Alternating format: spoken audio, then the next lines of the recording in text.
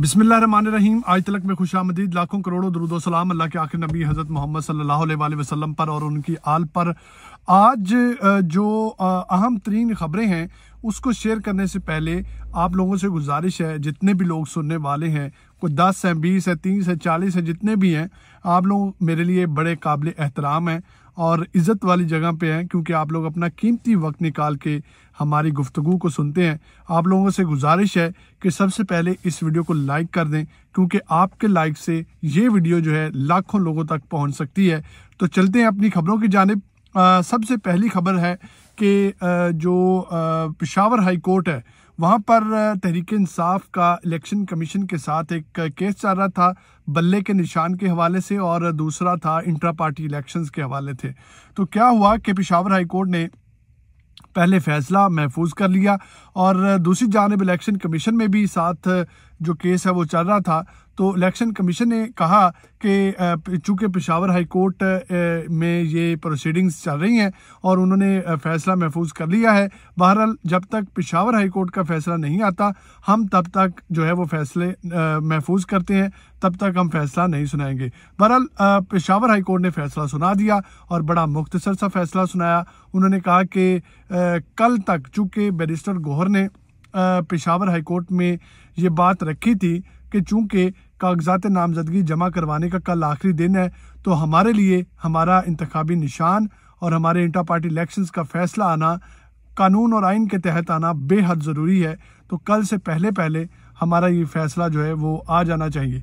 इस पर Peshawar high court ने हुक्म दिया कि बेहतर यही समझते हैं कि इलेक्शन कमीशन जो है इस पर फैसला करे और कल हर हाल में आइन और कानून के तहत इलेक्शन कमीशन इस दोनों चीज़ों पर, बल्ले के निशान पर और इंटर पार्टी इलेक्शंस पर फैसला सुना दे। और पेशावर हाई कोर्ट में जो आर्गूमेंट्स बैरिस्टर गौहर ने दिए, उन्होंने कहा कि किसी भी पार्टी को जो है सवालात जो 30 से 40 सवालात पूछे गए हैं, किसी पार्टी को नहीं पूछे गए। ये सवालात सिर्फ पीटीआई से पूछे गए हैं और इंटर पार्टी इलेक्शन जो हैं उनको जो है वजह बनाकर पीटीआई को इलेक्शन से बाहर रखने की कोशिश की जा रही है। कल को इलेक्शंस के नॉमिनेशन पेपर्स जो है वो जमा करवाए जाने की आखिरी दिन है।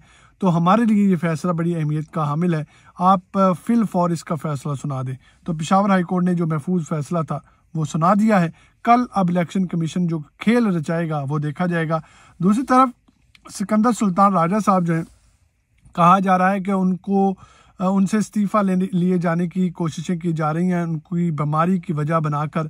लेकिन इलेक्शन कमीशन का जो एलामिया आया है उसमें सिकंदर सुल्तान राजा साहब ने 4 मज़ीद इलेक्शन कमीशन के जो अरकान हैं, जो मेंबर हैं, 4 मेंबरान, उनको मैदान में उतार दिया और कहा, एलामिया में कहा गया कि जो भी फैसले किए जाते हैं इलेक्शन कमीशन की जानिब से वो आइन और कानून के तहत किए जाते हैं, वो तमाम मेंबरान की जो है वो मुत्तफ़िक़ा राय से किए जाते हैं, तमाम मेंबरान इसमें शामिल होते हैं, उसके बाद ये जो फैसले हैं ये किए जाते हैं। और सिकंदर सुल्तान राजा के इस्तीफ़े का जो मुतालबा किया था पाकिस्तान बार कौंसिल ने और सुप्रीम कोर्ट बार कौंसिल ने, वो उस पर जो है वो जो पीटीआई के अहम तरीन ओहदेदारान हैं उसमें बैरिस्टर गौहर भी हैं, दूसरे जो अहम कारकुन हैं, जो अहम ओहदों पर फाइज लोग हैं, उन्होंने कहा कि हमें सिकंदर सुल्तान राजा से कोई मसला नहीं है, हम नहीं चाहते कि उनको हटाया जाए, क्योंकि इसके पीछे एक वजह है। अगर सिकंदर सुल्तान राजा को हटा दिया गया तो नए जो इलेक्शन कमिश्नर है उनके बगैर इलेक्शन नहीं हो सकता। तो नए इलेक्शन कमिश्नर जो हैं उनका इंतखाब भी नहीं हो सकता, क्योंकि अभी तो ना पार्लियामेंट मौजूद है ना अपोजिशन मौजूद है, तो किस तरह से फिर उनका इंतखाब होगा। तो फिर इस वजह को भी सामने रखते हुए इलेक्शन को डिले किया जा सकता है। इस पर बैरिस्टर गौहर ने कहा कि हमें इलेक्शन कमिश्नर से किसी किस्म का कोई मसला नहीं है, हमें रिटर्निंग अफसरान की तैनाती से मसला था, लेकिन हम नहीं चाहते कि इलेक्शन कमिश्नर जो है सिकंदर सुल्तान राजा, उनको हटाया जाए, क्योंकि इनको हटाए जाने से जो है वो मामला ख़राब हो सकता है, इलेक्शन जो है वो डिले हो सकते हैं। बहरहाल सिकंदर सुल्तान राजा से इस्तीफ़ा लेने की कोशिश की जा रही है उनकी बीमारी की वजह बनाकर, ताकि इसी वजह से जो है इलेक्शंस को डिले किया जा सके।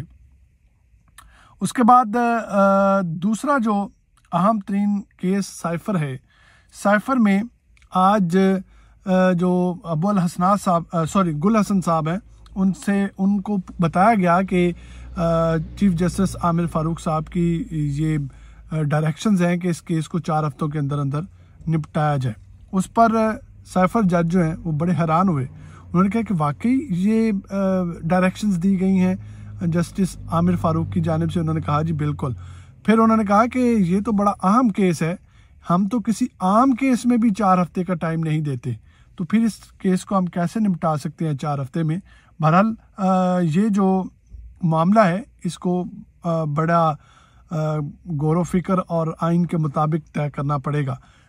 खैर आज गुल हसन साहब ने ये बड़े अच्छे रिमार्क्स दिए हैं, लेकिन जो जजेस हैं आमिर फारूक साहब हैं, उनके मुताबिक तो इमरान खान को 4 हफ्तों के अंदर अंदर जो भी सज़ा बनती है दिए जानी थी। अब केस साइफर केस जो है वो बड़ी तेज़ी के साथ स्पीड के साथ जारी हो सारी है, मगर इलेक्शन करीब आते आते जैसे जैसे इलेक्शन करीब आ रहा है वैसे वैसे इदारों को मुतहर्रिक किया जा रहा है कि जो भी लोग कागजात नामजदगी जमा करवाने जाएं अव्वल तो उनको पकड़ लिया जाए, और अगर नहीं पकड़ा जाता बहुत से लोगों के चालान बैंकों में जमा नहीं होने दिए जा रहे।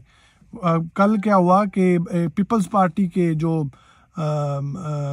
MNA थे जो इलेक्शन के लिए कागजात नामजदगी जमा करवाने जा रहे थे, वो अपनी चालान जमा करवाने गए बैंक में, तो उनको PTI का रुकन समझते हुए उनको गिरफ्तार कर लिया गया। ये तो हालात हैं।